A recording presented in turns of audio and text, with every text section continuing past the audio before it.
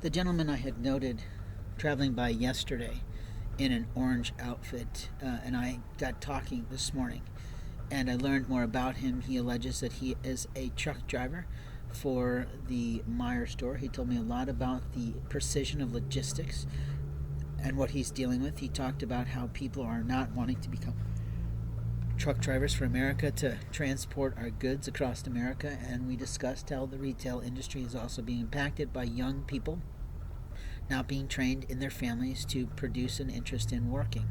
He also communicated to me some situations about the Builders Association, which led me to believe that some of the things he'd been playing at me might not have been fully honest. And at the same time, when I asked him, how do you know when to pull an egg underneath the chickens, that he alleges that he, and storyline that he just got rid of at his home with his family, I learned that he tried to tell me that if they didn't have a male, then there'd be no eggs. And I sort of found that offensive to me because I was not socializing in a way that was asking that question. But it's also amazing how people who like to play with the homeless want to pretend there's something they might not be.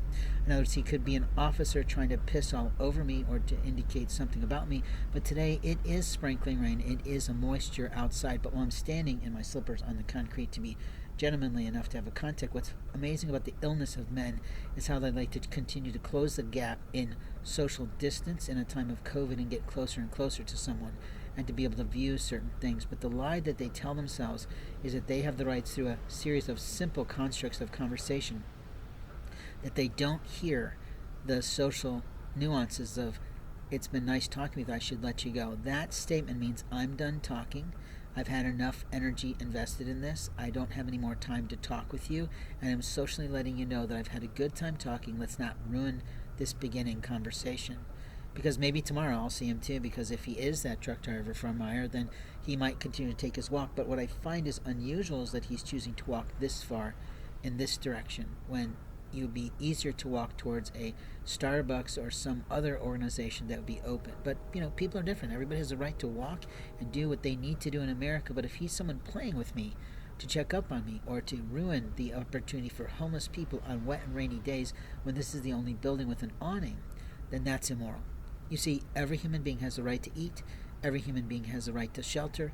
Every human being has a right to get out of the rain. Every human being has a right to use their brain. And every human being does not need to be insulted about what a person thinks about them if they're not jumping out there to get a job that is not appropriate for them. He was encouraging me to get a truck driver's job, and the answer is no.